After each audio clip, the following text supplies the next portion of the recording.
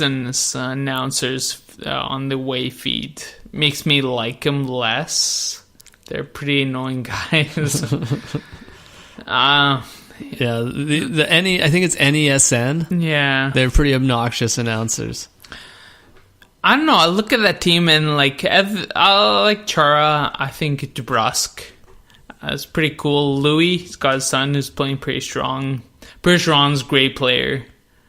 I'm not a huge Marchand fan. And Pasternak is a skill guy, but none of these guys I really like or get behind. So, but what do you think their chances are? Because they're probably going to play the Maple Leafs in the first round.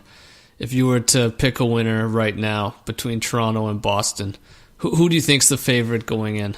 Right now it would be Boston, but Boston had been cold this year. Yeah. So cold, but they're playing hot now. Yeah. Getting hot at the right time. Yeah, and that's what it's all about. Playoffs is a whole different beast. We'll be hitting hard on that podcast. Oh, yeah, the playoff one. When those Playoffs. And gearing up for the playoffs, this is, we just passed the trade deadline. Yeah, let's get in those trades. Yeah, so a lot of teams have to make this decision. Are we going for it? Are we getting some rentals? Are we improving our team but sacrificing some futures? Or are we going to, sell off players, get some draft picks, some prospects? Or are we standing pat? Before we start, what do you think of the deadline? Was it overrated? Or was it all the hype? Well, I think what happened is you had Panarin. Like last podcast we were talking, there was Panarin, Duchesne, and Stone, three big guys. And then Columbus, during our podcast actually, Columbus made that trade where they acquired Duchesne. And that also meant Panarin was not going to get traded. So it kind of dampened the interest a bit, but it was still pretty good. Not the best one, but decent. All right. What do you think? I didn't think that much of it. I mean, players got moved around. A lot of players made a lot more money. But it's going to show leading up and including playoffs. Yeah. So we'll jump right in. Let's start with the rentals, because what sticks out in my mind is Winnipeg nailed the rental. Was it 2 years ago, acquiring Paul Stastny for their playoff run? And they didn't go. That was last year. That was yeah. Okay, that was last year. They didn't go to the Western Finals, got knocked out by Vegas. But Stastny played pretty damn good. It was a great rental for the time. They did that right, and they did this year. Who are they renting? Is it Kevin Hayes? Is his name? Yeah, Kevin Hayes is the rental, but they also picked up Hendricks. I think it was I think they made 6 or 7 moves, the Jets did. Yeah, but Hayes is a rental. It was just short term. I think most of them are short term, but a lot were more depth players, maybe not even going to be in the lineup. But the big one, the biggest one they made was the Hayes. They gave up their first round pick. So let me ask you, and we can do some trade verdicts maybe. So maybe we should group all the Winnipeg moves in one. Winnipeg's trade deadline. Was it good or bad? It was good. The fact that they played it right with the Stastny last year. Kevin Hayes is a good player. I think their strategy. Hendricks, I watched him a bit. I'm pretty sure it was Jersey. I could be wrong. But he seemed like a decent player. Where's some other names that Winnipeg grabbed? There were a lot of depth guys. I'm not even sure. They lost a good friend of mine, though. Who's Brendan Lemieux. Bertrov. Shout out to you, Brendan. Yeah, I would agree with you. I think it was good because the number one thing Winnipeg needs is that second line center. And even though I've never heard of this Hayes guy... You never heard of Kevin Hayes? No. He's one of the Rangers' better players. Apparently, that's what they said on TSN. I live in the Flames bubble. I really don't pay that much attention outside, but yeah. It sounds like they addressed a need, and Winnipeg's in win now mode. Give up your first round, try to win now. All right, I got one for you. Sure. Calgary Flames acquired defenseman Oscar Fantenberg from the Los Angeles Kings for a 2020 fourth-round draft pick. Conditional. Good or bad? At first I thought, like when I heard a few weeks ago we wanted a defenseman, I thought, why? Like we have enough D. But we talked about that. You say you load up on defensemen. Yeah, and then I listened to people on TV, radio, whatever, and they're saying, you should have 8 or 9 for a good playoff run. And it sounds like this guy, like we didn't give up much, and it sounds like this guy does give us some depth. Yeah, he's decent. Yeah, overall good. Yeah. We didn't pay too much, that's the key. Yeah. And watching him play, he seems pretty steady. He played with Anderson. Yeah, he played with Anderson. Seemed like they fit in. 2 Swedes going at it. Yeah, we got a lot of Swedish D. Yeah, we got a lot of Swedish D. Okay, then I got another trade for you. This one, the one that happened while we podcast last week was... Douchey? Yeah, Douchey. So the Senators traded him to the Blue Jackets. In return, they got a couple of what they described on TV as B-level prospects, first-round pick in 2019, and a conditional first-round pick in 2020. But it sounds like those conditions are pretty hard to meet. The first-round pick, they got it aimed at that one Swedish player. Who's the top prospect coming this summer? It's like some Swede, isn't it? No, I think it's an American, but Ottawa won't, with the pick they got from Columbus, they'll be picking in like the 20s. Okay. So, but my question for you, what Ottawa got in return for Duchesne? Good trade, bad trade? The ability to pick players can't really help you out this season. Was it enough, though, for Duchesne? I don't know. I don't love Duchesne. He's too streaky. He's too hot and cold. He really did not do much with the Avs. He seemed like he was helping out Ottawa, and yet they go trade him. So they didn't have a choice, I guess, because he wasn't going to re-sign. No, he wasn't going to re-sign.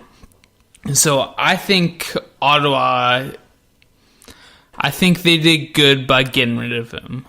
Yeah, I agree with you. They got as much as they could have in the situation. Yeah. You could make an argument that they maybe should have traded him like earlier, knowing how bad their team probably was going to be, and you wait till the deadline, you don't get as much as you could maybe in the summer, but yeah, they got getting a first-round pick is good. Oh, douchey. What about Duclair leaving the Blue Jackets? He's kind of been a bust. I don't know. Does it even really move the needle for you much? No. Not a great one. Granlund from Vancouver. Or was it Vancouver? Sorry, it was the Wild Granlund. He was a good player on the Wild. So Nashville grabs him up. And they also grabbed Kevin Simmons. Fiala. Oh. No, Simmons. Okay, that's right. Nashville grabs Simmons and but Granlund gives up. Then Wild gets Fiala. What did Philly get? I think they might have got a first-round pick for that one. That was actually the last trade of the day. It was like 3 minutes left. Philly got Ryan Hartman and a fourth-round pick. Hartman's a decent player. So a little bit of shake-up there. All in all, this does make Nashville look even a little more dangerous. I don't know. Fiala and Hartman were doing pretty decent with Nashville. Okay, so I don't know about this year. What is your trade verdict? Yeah, it was a good move. No, I'm taking all that back. Mikael Granlund, I think, is the biggest name out of all those. You don't think it's Simmons? No. Simmons is on the way out of his career. Do you think it pushes Nashville to the next level, these moves? No, Is he a rental or they sign him? No, they're rentals. I think both are. Yeah. Because that was my kind of take is I don't know how much it actually improved Nashville. It's very incremental improvement. There's one that affects us a lot, actually, a trade. San Jose traded for Gustav Nyquist. Yeah. Yeah. Let me just find the details here. Yeah, what'd they trade for him? San Jose's building up their team pretty strong. They need that. Carlson's in and out with injuries these days. Yeah, so the trade was San Jose got Gustav Nyquist from Detroit for a second-round pick and a conditional third-round pick in 2020. So let's get a trade verdict on that one. San Jose, was it a good trade for them or a bad trade? It was a good trade because of the aforementioned Carlson being a potential scratch due to injury.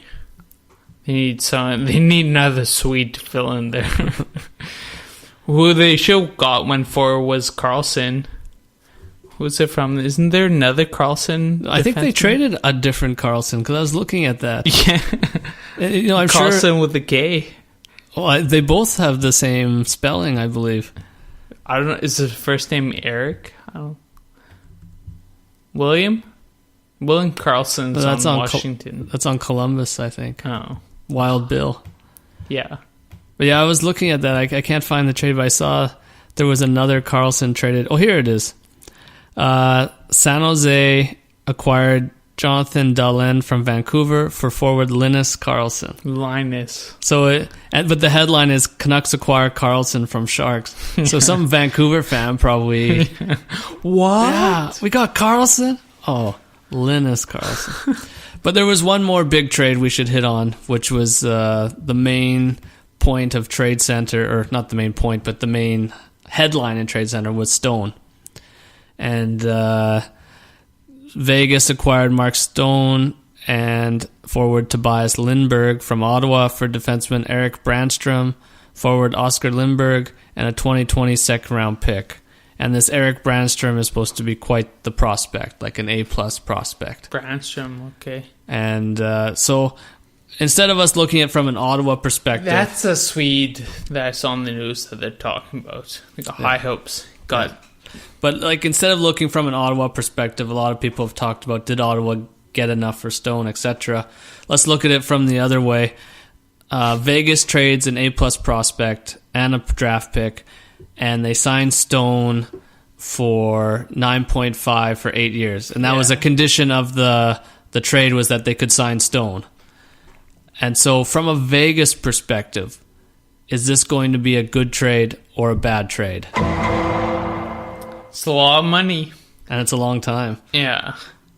So, like, I guess the disadvantages for a lot of money for a long time is you run out of room to maneuver with some for other pieces. So, like, they're kind of hitching their horse to, or their wagon to him. Yeah. Him being the horse, I guess. And, he doesn't seem like a franchise player. He seems more like a Taves, a leader, but he's not a franchise player like a Matthews or a McDavid. Pacioretty's not... He's past his prime, though. Pacioretty, when he was in his prime. But he's a goal scorer, where Stone is like a Monahan, except he's a winger. Yeah. I think it's going to be good for Vegas. You know, he's a good player, and he'll be there for a long time. So you say good trade? It doesn't feel like it. It's a lot of money. It's a lot of money, and you're locked in for a long time. Yeah, and I'll echo you in a sense. I'll say short term, it's a good trade. Yeah. Going into the playoffs, you've improved your team, but I could see this in 3 or 4 years.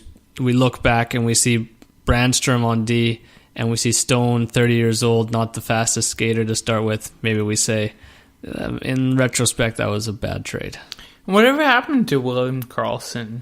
He's still on Vegas. Yeah, but like, what happened to him? after his amazing season last year. Well, I think if you look at his